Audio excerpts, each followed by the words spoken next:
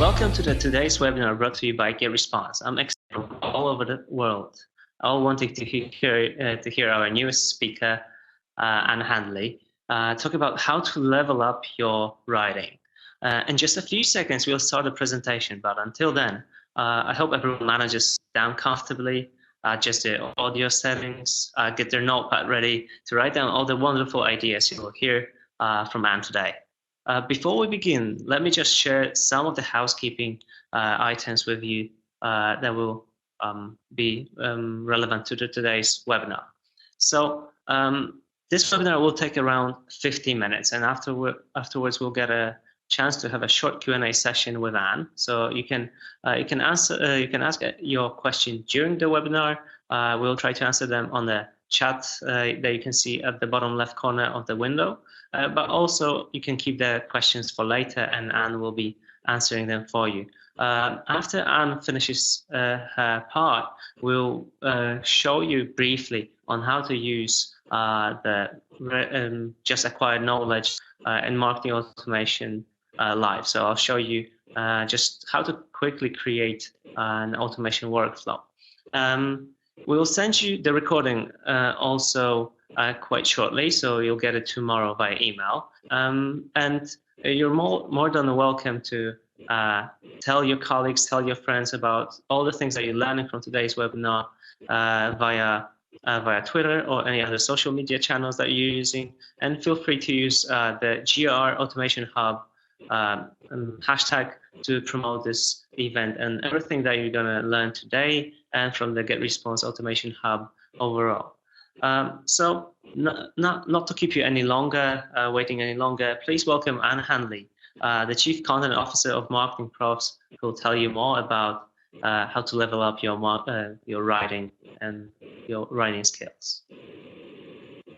Thank you so much. I'm really happy to be here with you today, and it's really awesome to see all of you coming from all over the world in the chat there. So hopefully I'm coming through loud and clear, and you can hear me. You can hear me in your earbuds or through your headset or whatever.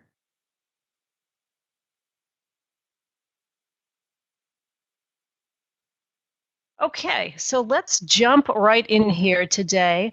I want to start by saying this right up front. Why are we talking about writing in a seminar that is sponsored by an amazing marketing automation and email marketing company? What role does writing have in marketing anymore? Why do we need to think about writing ludicrously well? Why do we need to think about upping our writing game? It's because that I do believe that writing is the heart of content marketing, and I believe that content is the heart of marketing automation. So the two are absolutely linked, they're absolutely entwined, and I want to talk today about, why is it so important, and then more importantly, how do we actually create better content through by thinking about our writing, by upping our writing game. I guess saying this another way, without great content, I think it's hard to make marketing automation work. And without being a skilled writer, I think it's hard to make content work. So I think all those things really do play into one another. Which is why I wrote this book. Everybody Writes is my my last book that came out just about a year and a half ago, 2 years ago. The thing about writing a book, this is a book that really distills everything that I know about writing, about creating ridiculously good content into one package. But the thing about writing a book is that it makes you vulnerable. I think that's true anytime we put our ideas out there. People feel like they can review it, they can comment on it, and it's a little bit hard as the creator to look at some of the feedback that you get from writing a book. So I wanted to share one bit of feedback that I got from a reader who said this. Overall, he said, I was a bit disappointed by this book. I had expectations that this book would unlock some secret writing ability within myself. Well, here's the thing. He would be disappointed because there is no secret writing ability that's locked within an individual, right? There is no secret to be unlocked. Instead, my philosophy is that writing well is a muscle. You need to develop it. It's not like a secret thing that sort of gets conjured up out of someplace and you can either write well or not. Instead, I think it's something that if we work on, we can develop that muscle. We can be better writers. Some of you might remember Dumbo, right? Famous Disney movie. This is a scene in which the crows convince Dumbo that he can fly, right? That his huge ears, which he was mocked for and which he was outcast for, are actually not a liability. In fact, that they're an asset. They convince him that he can fly. In the movie, Dumbo gets airborne with the help of a magic feather. You can see that little magic feather that he's holding in his trunk. But the thing was, Dumbo didn't need the feather, right? It turns out that everything he had was in him. And I think that real life isn't like Dumbo, right? There is no secret. What it takes to be a better writer is some practical ideas and some tools that I want to share with you today, right? There is no magic. So I guess if we were all together, I would ask you to just take a writer's pledge here, right? I want us all to think about taking a writer's pledge as the heart of what we can do. Are you guys having some audio problems? Does this make it any better? Does this make the audio a little bit better? Hopefully. Okay, someone chat me and let me know. Yeah? Okay, so I guess it's clear for some people. Some people are having audio problems. Okay, good. All right, so let's think about taking a writer's pledge. If we're all together, I would ask you to hold up your hands right now. If we're all together in person, I would ask you to hold up your hands and say, that you do not believe in unicorns, fairies, or Santa, right? You know that bridges are not guarded by trolls. You do not wear a tinfoil hat, and there is no magic feather in writing. Again, it's really a matter of embracing some practical tools and really getting a sense of what is good writing and why is it important. Part of the reason why I think we have such a complex relationship with writing is that we see things like this. This is from Sports Illustrated, a Sports Illustrated editor by the name of Terry McConnell, who said, "Nothing is more ephemeral than words. Moving them from the mind of the writer to the mind of the reader is one of the most elusive and difficult undertakings ever to challenge the human intelligence." Really? No, I don't think it's that hard. Words are hard, but they're not this hard, right? Coal mining is definitely hard. Solving for X in a math equation is hard. Navigating middle school is hard. Being a parent is hard. And yeah, I'm sorry, Eric, there is no Santa. I'm sorry if you're just finding this out now. I do believe that this is true, though, that writing is a process that's so mysterious and weird and fragile and confusing and specific as to be almost impossible for any writer to fully articulate, even to herself. This is by writer Danielle Dutton. I think this is absolutely true. And so part of what I'm going to be sharing today is some ideas about how to bring your writing up to a ludicrously spectacular level. But most of this is from my own perspective. So I'm going to share some tools that really work for me. And I hope that you'll be able to get some usefulness out of this too, right? I hope you'll be able to use these tools as well. So the way we're going to do this today is to think about working from the bottom up, right? We're working upward. We're going to talk about not writing. We're going to talk about the ugly first draft. We're going to talk about screw and do, and what does that mean? We're going to talk about the first line, and finally, we're going to talk about voice. So these are 5 things that I think are important to pay attention to. Things that you can work on, I think, to take your writing to that next level. So the first thing we're going to talk about now is not writing.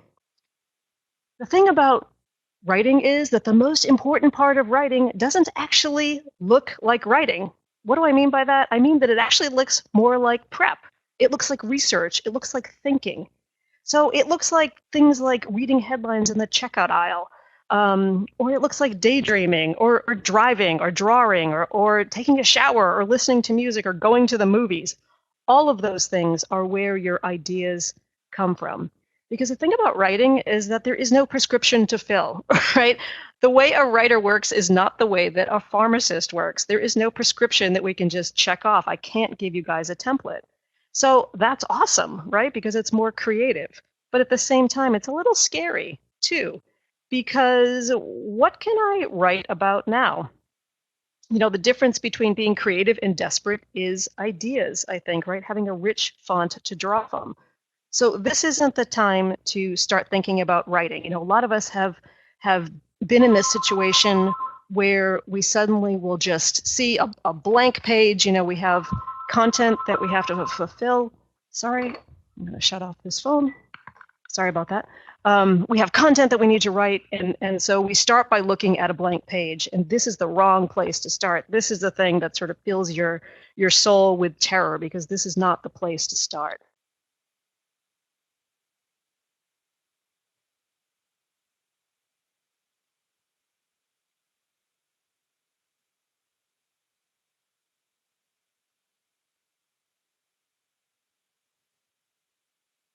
Instead, I think that this is the place to start, right? This is sort of how I think about writing, right? Half the work of anything that you write that is ultimately going to be great content starts with prep, with research.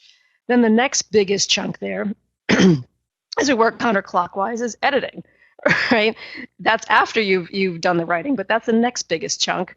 And then the writing piece is right at the top there. And then, of course, like a lot of writers, this is what I always struggle with, is always that hour of despair where I'm researching another career because you just think, I can't do this anymore.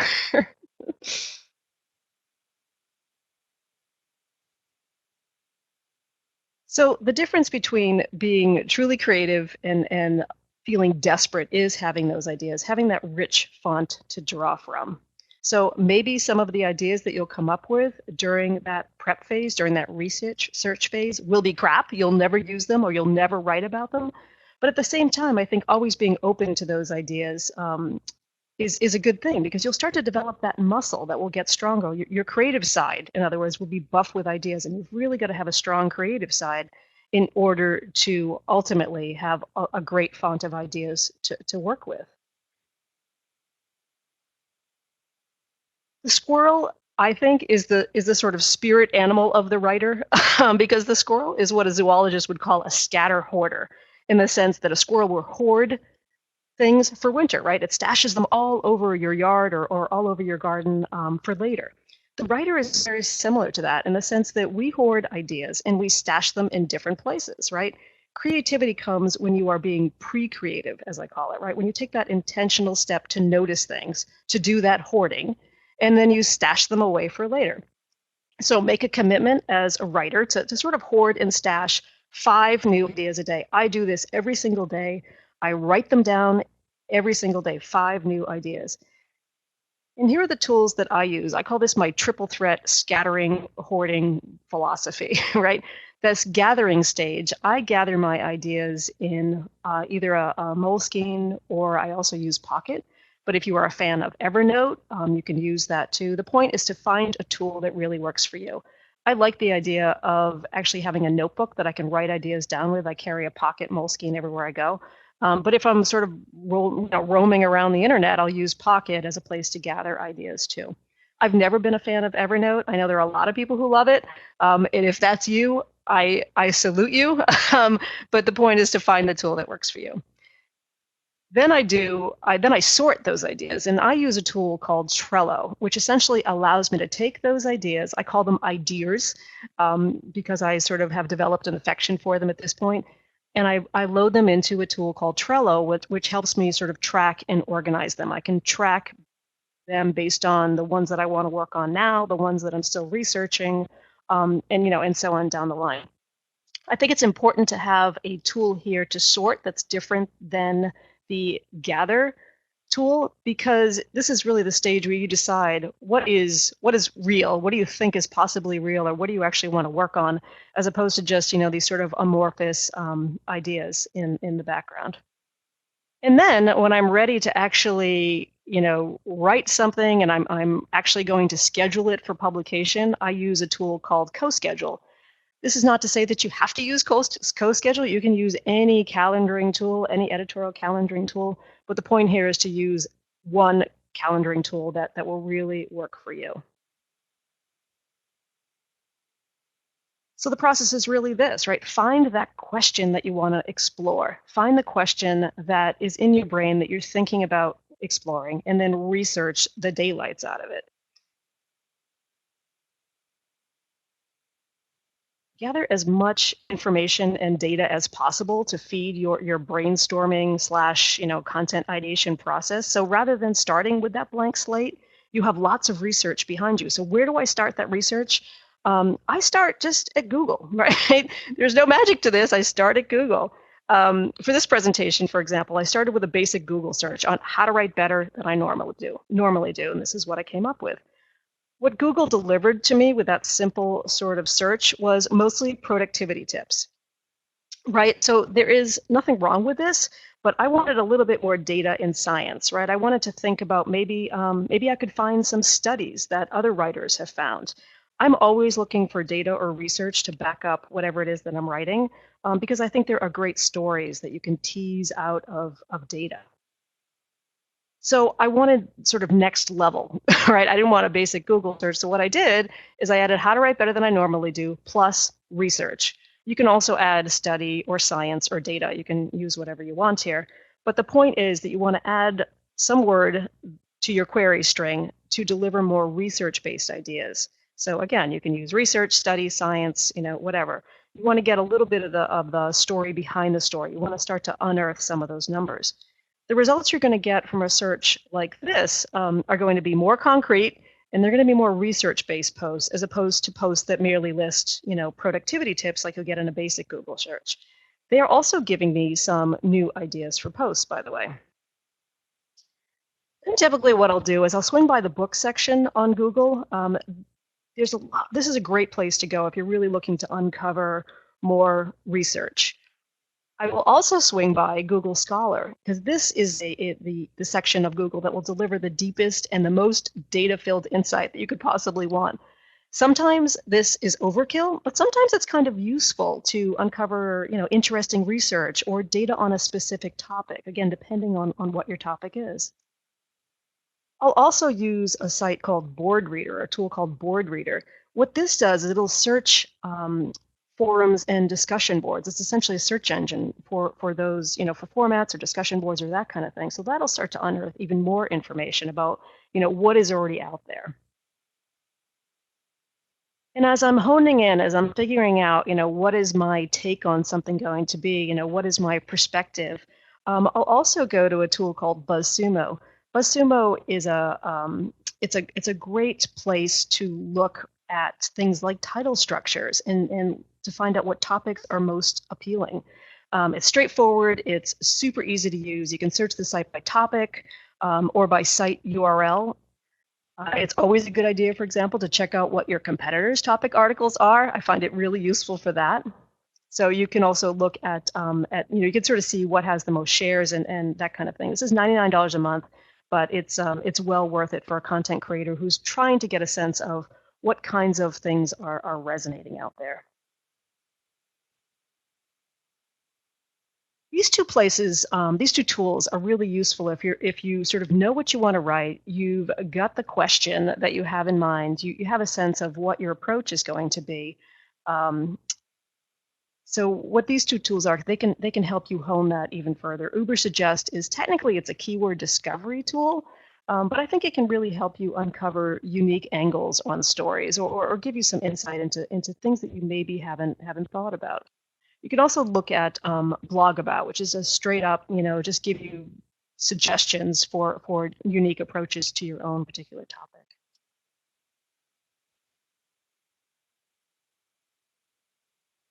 So back to our pledge for a second, I just want to reiterate, it's really important to not think about writing at the point where you have a blank page in front of you, or what you're going to write. I mean, when you have a blank page in front of you.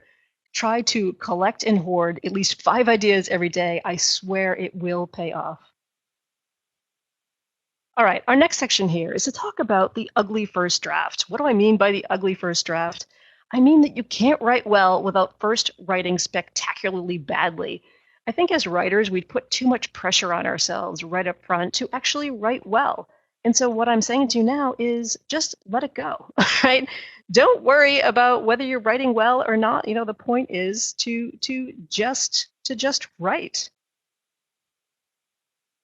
I think it's too scary to think put too much pressure on yourself, right? It's too much pressure to think, you've got to come out with complete sentences, that you've got to spell correctly, that you've got to actually, have a train of thought that makes sense. You don't have to do any of that. Actually, I think it's far better to just write whatever it is that you need to write. The other thing is sort of take the pressure off yourself. Sometimes people will get a sort of they'll sort of have some anxiety about this. Just sitting down with a blank page is sometimes anxiety producing. So what I do actually is I just make a list. I just sort of like pretend that I'm just creating a grocery list, for example, only instead of writing down groceries, I'm sort of writing down the key points that I want to cover in any particular post. I have a friend who starts every post by writing an email to himself, right? So he avoids that blank page entirely by just firing up his email and sending an email off to himself. He finds that is a better way to tap into a looser, more conversational writing style. You can also outline an idea. There's a million different ways you can map an idea, or you can dictate your thoughts. You can just use your phone, or you can use any sort of recording device, and then have it transcribed through something like rev.com. It's rev.com. Super useful if you're the kind of person who can speak really well and more easily, but you find writing kind of difficult. I also think it's important to muzzle that inner critic, right? I think very often we tend to stop ourselves before we've really had a chance to just lean into our inner writer, right? So we have to sort of muzzle that inner critic, that person who's saying that what we have to contribute isn't worthwhile right now, or that we're writing terribly today, or it just feels like we're sort of slogging along, right? Just muzzle that inner critic. Don't listen to him or her or whatever incarnation they take in your own brain. Distraction-free writing tools can be really useful for this. There's a tool that I discovered recently called ILYS. I'm not really sure what it stands for. I'm thinking I love you so is how I think about it. I don't actually know what it stands for. But this tool is actually really interesting because to start a writing session, you let ILS know how many words you want to write. So here I've typed in 1,000. And then you just begin writing. And there's nothing you can do but keep writing. And all you see is the letter that you're typing coming up. So you can't go back, you can't delete, you can't reread anything, you can't edit anything until you've completed that word count that you plugged in at the start. And then when you have reached your goal, only then can you go back and edit your text in every way you want. So it's kind of crazy, but it forces your brain to just keep going. And it really does muzzle that inner critic in a really, really tangible way. All right, so back to the writer's pledge. Just remember, do not hit the backspace while you're writing. That's really the point of what I'm talking about here today. Don't stop yourself before you actually start. And then secondly, never go straight from writing to publishing.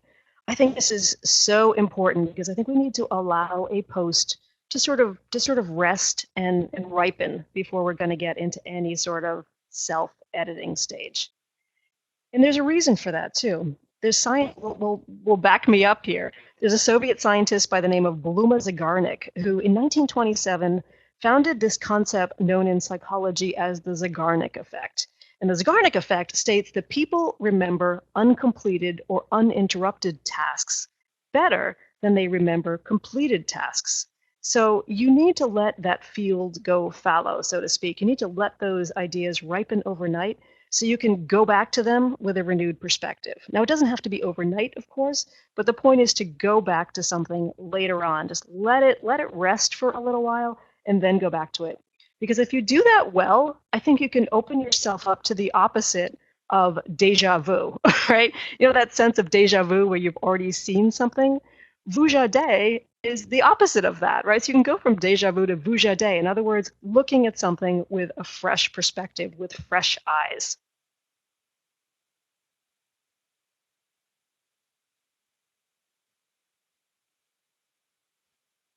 All right, so the third section we're going to talk about here today is screw and do.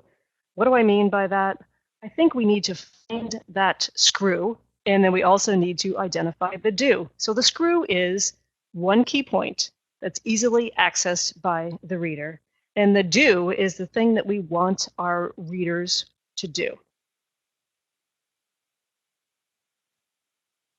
often that screw is not obvious right away, right? The screw, as my friend Beth Dunn says, is the fixed point around which everything else turns. So it's the main point. You should have a single screw.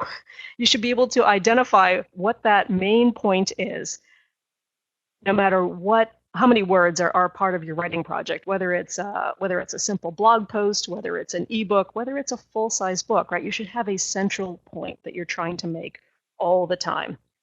Very often, though, that screw is not obvious, right? Often it's buried in the second or third paragraph. What you want to do is sort of give it center stage, right? Give that screw center stage.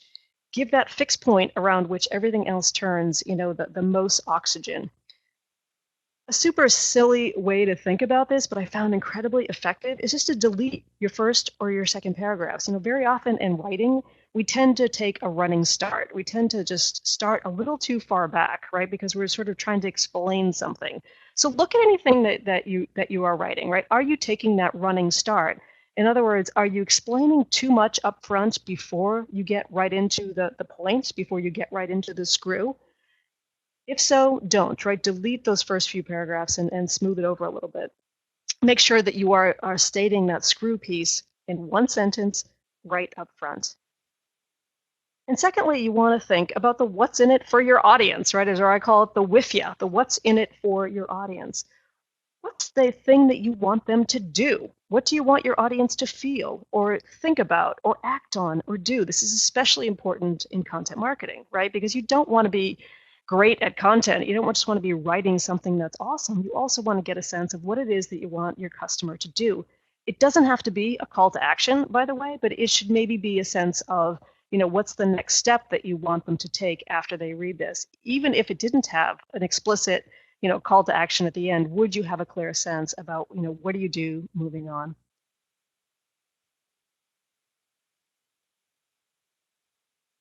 I think the key to great content, to great writing, is also what I call pathological empathy.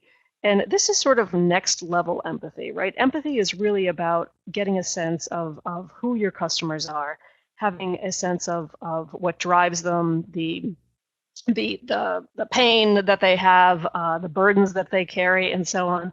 But I think great writing and great content more broadly has pathological empathy, right? It has a next level empathy for the folks you are trying to reach. I do this exercise all the time. I call it the so what exercise, to reframe a piece of writing or a piece of content from the perspective of the reader by asking, so what? And then answering, because, until you've essentially exhausted your ability to reach an answer. Right. So in a marketing context, this is really reframing your product or service as clear value for the customer. And I think in writing, it's hugely, hugely useful.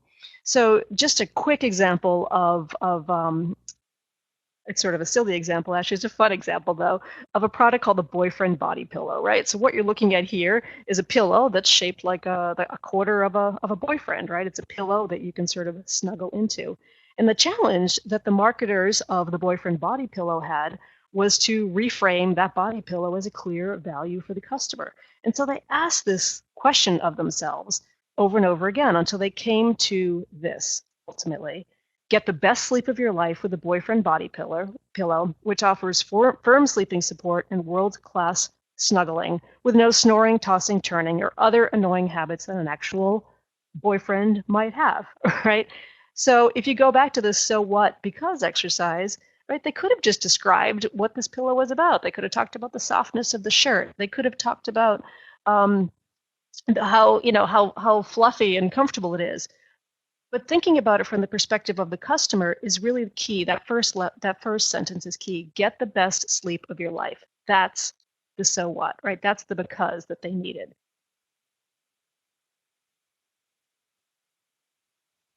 Sometimes it's hard as marketers because we are so close to our products and our services and the things that we're promoting. Sometimes it's hard to actually step outside of your own mindset, right? To get that sort of pathological empathy.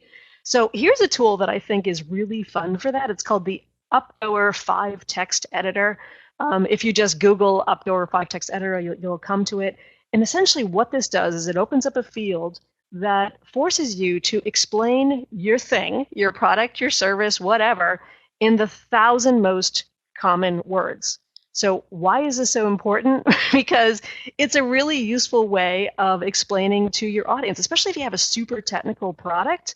And you're trying to explain it to an audience that maybe is not as technical as the engineers who created it or subject matter experts who you're interviewing.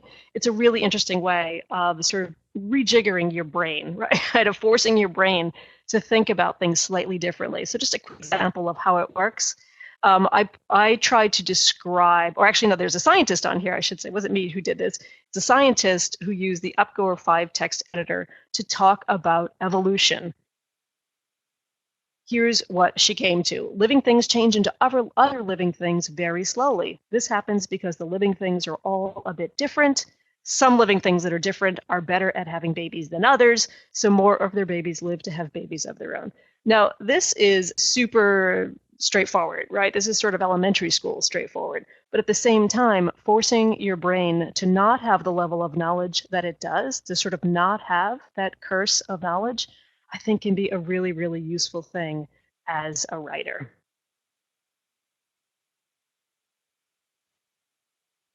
Okay, so you have your piece of writing now. You figured out what that screw is. You figured out what your main point is, and you figured out what that do is. You have the piece written.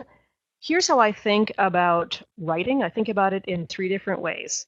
First, I self-edit by chainsaw, I call it, right? So it's looking through to make sure that paragraphs are ordered correctly. Does a piece flow logically? Does it create momentum for the reader, or should I switch things around to sort of tell the story in a better, more logical way? So I call that editing by chainsaw. Second is to edit by surgical tools, right? Now you're getting into the finer pieces of a piece, right? You want to make each sentence earn its keep, and you want to make each word earn its keep. Things to think about is, are you repeating too much, right? Are you explaining too much, or are you not explaining enough? Very often, I've been editing marketers and business owners, entrepreneurs for 25 years. And the biggest mistake that I think most of them make is that they don't realize that the reader doesn't know what they know, and the reader isn't thinking what the writer is thinking, right? It sounds so subtle, but it's a mistake that I see all the time. And then finally, I self-edit for voice. Does this sound like me? Could it sound more like me? Does it sound like a real person with a specific point of view if you're writing for a brand? Really useful idea here is just to read it out loud, right? This is a great time to read it out loud and make sure that it sounds different. It sounds like you. I'm going to talk more about voice in a minute here. So our 4th writer's pledge is just to remember that we will have pathological empathy for the reader. Always think about your audience first. Always put their needs first. Now, you might notice that I've gone through a lot of talk about editing, and I've never talked about grammar, right? It's not that I don't think that grammar is important. I do think it is, but I think very often we equate good writing with good grammar. Like, I talk to people all the time who say, oh, I'm just not a good writer. And typically what they mean by that is that they don't know grammar very well. So I want you to just not even think about grammar. I think ultimately the grammar is more the editor's job than it is the writer's job. And hopefully you have an editor you work with on a regular basis. If you don't, I can suggest a couple of options here. One is Hemingway app, which is something that I use all the time before I actually send anything I write to an actual human editor who I work with all the time too. I'll run a piece through Hemingway app, and it's really useful just for giving you that first pass. But if you don't have access to an editor, it could function at least as something outside of yourself, right? After you've done the self-edit, run it through Hemingway app. There's another app that's not on here called Grammarly, which I've used from time to time. It's Grammarly, very similar to Hemingway app, so I use them sort of interchangeably. Or you can use an actual human. If you don't know a human editor, there's a site called wordy.com, which can pair you with an actual human being to edit your stuff. I think it's a little expensive to use on a regular basis, but as a stopgap, it can be pretty useful. I would caution you to not use spell check as an editor. Don't think that spell check is going to be sufficient, because it's just not. So, funny example here. You read that second sentence. This article was well organized with clear cat orgies, right? Only the cats would be into that, right? Only the cats would be into cat orgies. So don't use spell check as the only tool that you use for editing. Okay, let's talk about the first line here.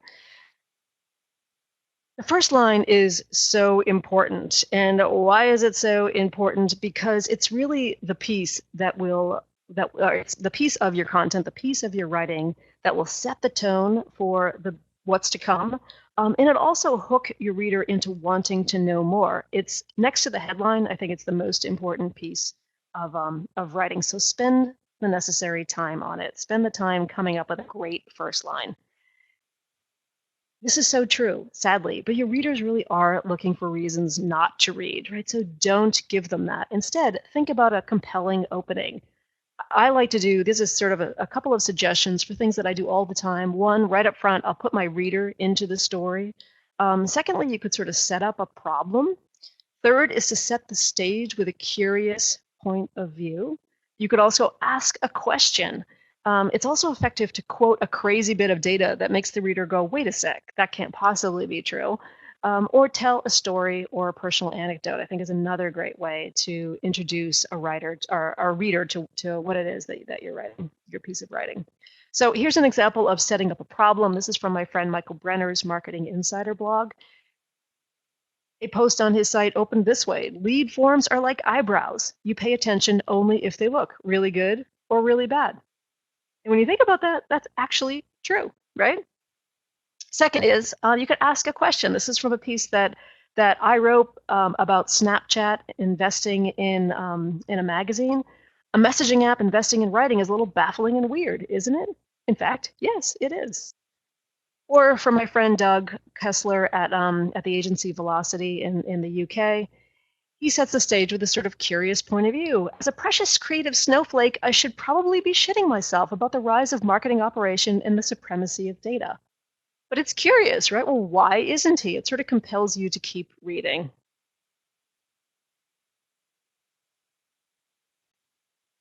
Okay, so moving right along here, let's talk about voice really briefly. I think voice is vastly undervalued in a lot of content marketing, especially in the business-to-business world. So what does voice mean? Voice is how we hear the words. Like as we're reading them, we're reading in silence, but we hear the words in our head. That is voice. So more specifically, how do I think about this? I think voice defines three things. It's who you are as a brand, especially, or as a company, especially if you are creating content as a marketer. Secondly, it's why you do what you do. And third, it's what you are like to deal with, right? So I think it incorporates all of these three things. So this is Spiceworks. Spiceworks is a community that brings together IT people along with marketers.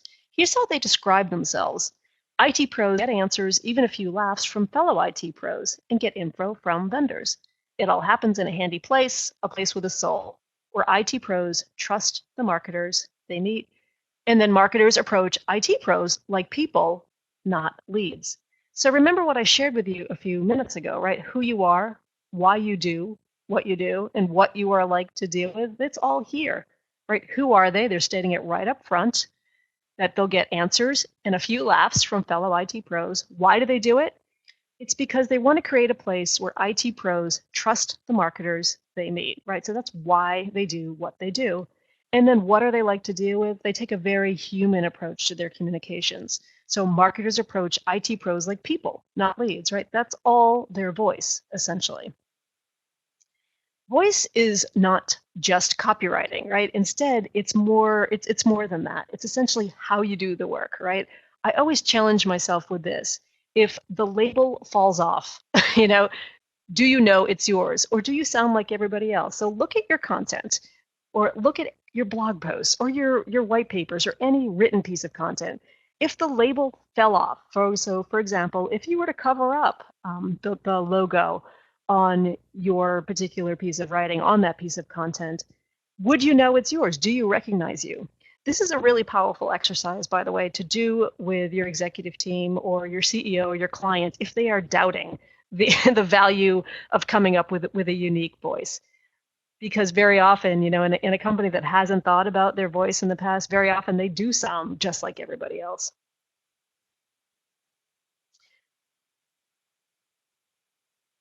So Spiceworks thinks about their tone of voice like this. They think of it as spicy. And here's what it stands for. It's snappy and upbeat. It's personal. They always use I as opposed to the organization or they. They're very creative in how they approach their content and how they approach their writing and their tone of voice. And again, they're always talking to you, the individual, right? They're not talking to the company or the organization. They're using I and you and we. So you might be thinking, well, that's not us. We're not spicy like that, or we're not even, fun or creative or oddball or flippy or any of those things, right? I'm not saying you have to be that, but I'm asking you to think about the attributes that do best define you. I think of it as kind of a marketing Mad Lib, if you know that kids book where you can go through and fill the blank spaces in to, put in nouns and adjectives and adverbs and verbs to tell a story. The marketing Mad Lib, though, asks you to think about 3 attributes, the 3 adjectives that best describe you. My friends at Uberflip did this. Uberflip is a content marketing platform. They went through this exercise and came up with these 3 things to describe themselves. They are cheeky, they are accessible, and they are progressive, here is how they think about it. Then they did something that I love. They took it to the next level and wrote about each characteristic. They defined each characteristic, described it. So cheeky means that we have a personality and we're not afraid to show it. And then how do they achieve that? How do they actually achieve cheeky? That means that they use humor, they use a casual way of writing, and they remain personable. So they went through with each one of these, and then they took the whole thing and they put it online in their Uberflip brand and style guide. If you want to dig into this a little bit more, maybe use it as a model for your own tone of voice guide, you can go to styleguide.uberflip.com and you can see it there in its glory. I particularly love this. They call it Uberflippanese. So what this includes is the sort of jargon or the glossary of words that they use frequently that are sort of jargony in more broadly. But at the same time, they sort of signal to their audience that they understand their challenges, they understand their problems. Why do I think this is important? Because I think that jargon is something that, we think that we need to take a hard line against. Like, no, we can't ever use jargon, we can't ever use buzzwords. But I don't think that's the case. I think that actually jargon and buzzwords are like cholesterol, right? There's a good kind and there's a bad kind. And so I think if you define the words that signal us as an insider, that's the good kind, and then let go of everything else. And by the way, I really love that Uberflip put this online in its brand and style guide for a couple of reasons. One, because it makes them accountable. So everything that they write is they can judge it against what they are putting out there publicly. So it makes them accountable to themselves as well as to their audience. And it also makes it really accessible. So if you have a lot of people who are creating content for your own organization, a lot of people who are writing, it allows them to access it in a way that's really clear and just available. You can convey voice through all of these things. The tone that I just talked about, your word choice, short, punchy words as opposed to longer words. Sentence and paragraph length is something to think about when you're thinking about your tone of voice. Using analogy, and then also just how accessible something feels. There's a lot of tools that can help you figure out how accessible something is. If you use Word to write, for example, baked into that is something called the Fleisch-Kincaid reader. And you can click on it and figure out at what level, is your particular piece of writing. Is it at 8th grade level or is it postgraduate level? So depending on your brand and your defined tone of voice and your audience and so on, you can figure out how accessible is this to our audience. So Truffle Pig is another company who I think does a really great job with their tone of voice. What Truffle Pig does is they are a travel company who has excursions for groups of people. Here's a site. Here's some of their commonly asked questions. This is their FAQ page. On this page, it says, "Can I just plan the trip myself?" And here's how Truffle Pig answers that. In theory, anyone can plan any trip, just as anyone can build their own house or fix their own car. It's not neuroscience, but planning takes know-how, experience, context, and a lot of time, right? So, they're a little snarky in here. They're saying, well, in theory, anybody can. It's not, it's not rocket science, but, here's the deal. So they're sort of slightly, slightly uppity, right? A little bit. That's intentional. Gregory Sachs, who is a principal at Truffle Pig, said that their tone of voice is a beacon of sorts. They want to attract the right kind of people who will prize their expertise and professionalism and appreciate that it's delivered with a heaping of playfulness and quirk, right? And so they could have just answered that pretty straightforwardly, but instead they chose to use tone of voice as a way to both attract people to them who will be a good fit for Truffle Pig, as well as repel those who will not be a good fit for them. I just want to give a shout out here and say, don't ever forsake substance for style, though. Right? You always want to make sure that your content is substantive. That's why I spent so much time at the beginning talking about research for something. You want to have character. Character is good, but the moment that we let character overwhelm the content, I think, we've lost. I love how Slack thinks about their tone of voice. Slack is a team communication tool. They are sort of a poster child for a company that does tone of voice really, really well and uses it to their advantage.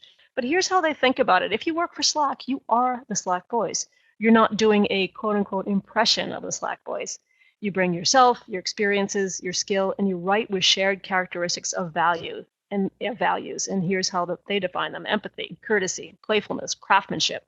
Find the joy in words and own them. So in that way, Slack is saying, here's who we are, but you bring yourself to it too. Our tone of voice is essentially like bumpers along a roadway or along a bowling lane, right? It'll sort of keep you out of the gutter, so to speak. Okay, so finishing up here, remember that all these things are so important that to think about collecting and hoarding 5 ideas every day. Don't hit the backspace while you're writing, right? Give yourself permission to write badly. Editing is so important. Don't go straight from writing to publishing. Always give yourself and your piece that time to sort of ripen, right? Remember the Zeigarnik effect. Always have pathological empathy for the reader. Think about everything about your reader first. Your audience is everything. And then use tone of voice to not sound like everybody else as well, right? And most of all, remember that there is no magic feather. So thanks so much for your time today. It's been really fun talking to all of you, and I'm sorry I didn't get a chance to really look at the chat on the left. It was super distracting to me, unfortunately. So hopefully we'll have a chance to get to some questions. But before that, I'm going to turn it back over to GetResponse for a few minutes. All right, thank you, Anne. Thank you so much. We've just heard some fantastic tips and ideas, and we all got some good laughs. Please do remember that you can ask the questions as we keep on talking. And as I mentioned at the beginning of this presentation, we'll just now quickly jump to try to put into action all the wonderful ideas that we've just learned about how to make our writing better. So when it comes to communication, you sometimes write ebooks, write articles, etc., and you'd like to promote them as you go along. You want to create better communication to send out your messages at the right time to the right people, and this is what you can do with marketing automation. And so just to briefly tell you what marketing automation is, in essence, it is a system that allows you to contact your audience, create their communication experience better, because you put together conditions, actions, and filters, so you can decide on when your audience will get particular types of messages and what type of messages they'll get and when will it happen. So every single user that you have might get a different type of communication at different times based on how you come up with your communication workflows. And just to give you a brief idea on how you could use it, just imagine that, for example, you have a website where you can sign up for a free trial, but you can also have a paid account, or you have different types of paid accounts, like with GetResponse. So what you could do is get on board your users and mark the moment when someone signs up, but look at the websites that the person is going to check out. If they're checking out landing pages or websites that are related to more enterprise level features, perhaps you could contact them with the information accordingly. So you could pass on that information to your sales team and so on, or you could do something else and, for example, promote an ebook. And as you go along, you could be sending out different messages based on what they do, whether they see this ebook, whether they visit the page, etc., or not. So let's see live how we can do this. So let's just give me a second. I'll share my screen with you. So hopefully you should see it in a few seconds. As soon as you're able to see the screen, I'm going to show you how to do this. Okay, so if you go to GetResponse, for example, your marketing automation provider, all you have to do is create a quick workflow. So let's say that you just created an ebook. You want to promote it to your audience. So what you want to do is schedule a message, send out a message, let's say tomorrow, that your new ebook is out. All you have to do is start off with your workflow. Here, as you can see, are some handful tips that can show you how you can create a workflow yourself. So what you have to do is quickly start the workflow. Okay, let's say new publication, and it's going to start whenever someone is sent a message. So you're sending out a message tomorrow that your new ebook is out. And as soon as you send that message, certain things can happen. So for example, you're going to want to know who opens the message. So you check the basic condition, which is, was the message open? And you connect the dots. And then whenever the message that you choose here is going to be open, something else can happen. So let's say a specific message. Okay, our newest ebook has just come out. Okay, so you're checking if the message was open, and if it wasn't, well, let's check if this is going to happen. Let's say we're going to wait for 3 days. If the specific message is not opened within 3 days, you can send out a different message to the people that didn't open it. Perhaps try out a different copy or a different time. Try out something else that might convince them to open the message. Perhaps it wasn't something that was interesting them. So let's say become a better marketer instead of our newest ebook is out. Okay, so let's say that this is the end of the moment of the negative path. So what happens to people that don't open it? Well, of course, you could add them a tag after a few days. If they don't open a message, it seems that they're not interested in your newest ebook or the ebook subject. So, but let's just skip that part. So what happens when people do open that message? Of course, you want to find out if they actually clicked on the link. So what you do is drag this element and click here. So if there's let's say a download link or a link to your landing page, you check if they have opened that link. If not, then let's say it seems that that the message was open, but they were not interested in what you had to provide in that message. So you can assign them a tag not interested in that particular, so which you can do here. But if they do click the link, we want to contact the people that are really interested in what we do. So let's say they did click a link and they went to your website. So you're checking whether they have whether they've gone to your website. You provide the link here, and then if they have seen the website, which is, for example, a thank you page for after downloading the ebook, you can wait a few more days. Let's say we're going to wait a few more days, and then assign them a tag. Someone is interested in our topics, and let's say we're going to assign that tag, and we're going to send them a message within 2 more days, trying to persuade them to either download another ebook or join us for a webinar or schedule a demo and so on. So this is how you could do it quickly whenever you have a prepared campaign, whenever you're publishing a new ebook or something else. As I said before, you can use it for any sort of promotional campaign that you're doing. You're just mixing and adding the blocks together. It's as simple as that. So just as I said, I wanted to briefly show you how you can do it. Now you can go back to the Q&A session, and if you have any questions for Anne, please feel free to ask them. I'm going to make the chat pod bigger so we can see the questions better. And as I said, I'm going to switch off my microphone for a few minutes and passing the sound to Anne.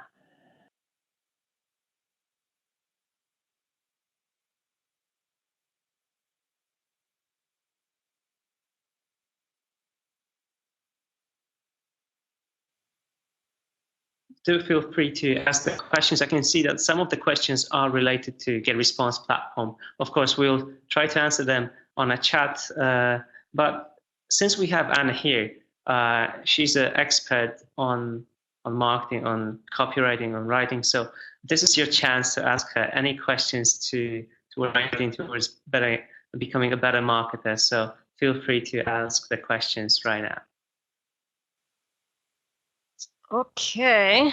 All right. Thank you. All right. I'll do my best here to try to answer a few of these. Let me see. So Imran is asking, how should he structure blogs before you write them? You know, I'm a big fan of sort of making that grocery list, like I mentioned, just making a list of all the key points that you wanna cover in a particular blog, with an eye toward just having a single point, right? That was the screw that I talked about that you want to make, and then the supporting points would be underneath that. So I talked about this in Content Rules, which is my first book, and I gave a sort of I don't know, outline, I guess, for a blog post. But just to sort of reiterate it here, it's, you know, coming up with that one thing that you want to talk about, that one screw, that one point that you want to make, and then add at least three supporting points below that, with the most important one first and the least important one third. So that's just a quick, easy way to think about writing a blog post. But again, you know, there's no single way to write, you know, just like there's no single way to raise a child, right? And so you've got to find what works for you. But if you feel a little bit like you're not sure where to start, I think that template can probably offer you a sort of easy access point. I'll try to post that template actually in the chat here. Okay, let me see, what else do we have here? Sue Ann, you're hilarious. Sue Ann is my friend. Are you freezing in the tiny house about now? No, I have heat in the tiny house, Sue Ann. So for those of you who don't know, I have a tiny house that's behind my actual house that I write in. It's sort of a sacred writing space. I also do webinars from here because it's a quiet space. And so it's a pretty efficient place, I think, to write. Writing in places like coffee shops don't work for me. It's just too noisy, too distracting. So I need silence. Let me see here. Gwen, how do you get a copy of my book? You can actually get it on Amazon and get it really essentially anywhere books are sold. Essentially, thanks for that. I couldn't have teed that question better myself. Let me see here. Alex is offering, can I use these tools for Spanish? That's a good question. I don't know about that. I'm not sure. I mean, certainly some of them I would expect yes, but I don't know. I guess you would just have to experiment and figure out if it works for you. I don't have a clean answer to that. Sorry, since I don't write in Spanish.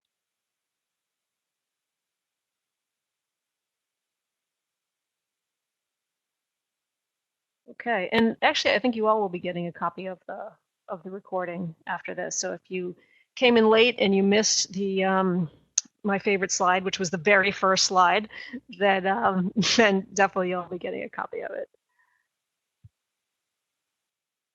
So, All right. Yeah, everyone will be getting a copy. So I can see that no more questions are coming up. In case you do have any questions, I'm gonna go back to the slide view so you can see Anne Hanley's details, and you can always reach out to us as well. You can check out our blog.getresponse.com. And thank you, Anne. It was wonderful having you here, and I've learned a lot myself, and I'm going to use all that information in my newest articles or ebooks, and I'm sure everyone has learned a lot and they've enjoyed this presentation. So thank you for coming here, and all of you, thank you for joining us, whether it's early or late for this webinar.